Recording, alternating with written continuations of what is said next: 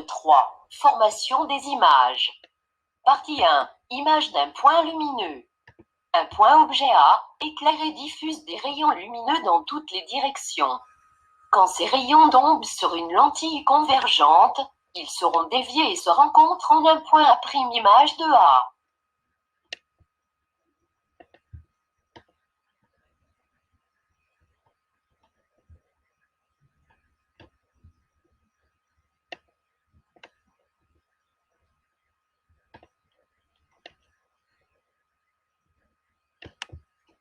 Partie 2. Image réelle d'un objet étendu. Pour un objet placé à une distance supérieure à la distance focale d'une lentille convergente, on obtient une image réelle et renversée. Cette image peut être reçue sur un écran. Pour obtenir une image nette, l'écran doit être placé dans le plan de formation de l'image, sinon, elle est floue. Alors il faut faire une mise au point.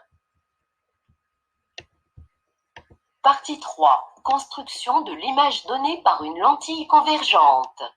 Deux rayons particuliers issus de l'extrémité A d'un objet à P sont suffisants pour tracer l'image A'B' de cet objet.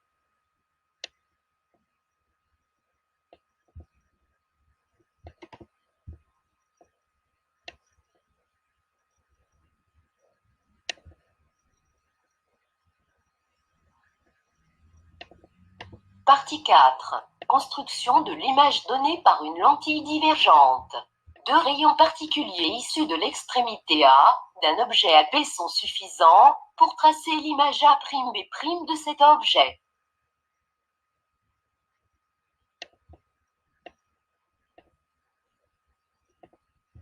Partie 5.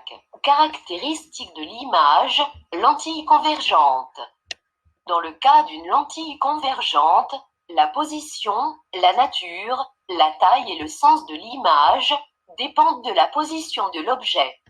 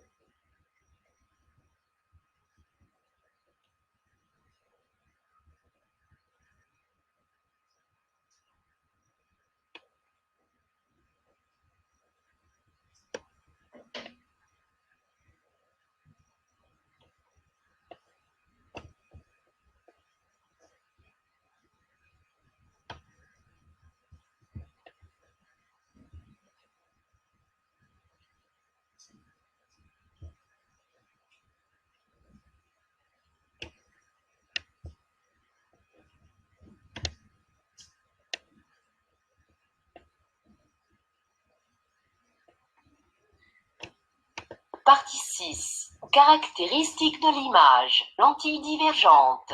Dans le cas d'une lentille divergente, l'image est droite, virtuelle et plus petite que l'objet, quelle que soit la position de l'objet.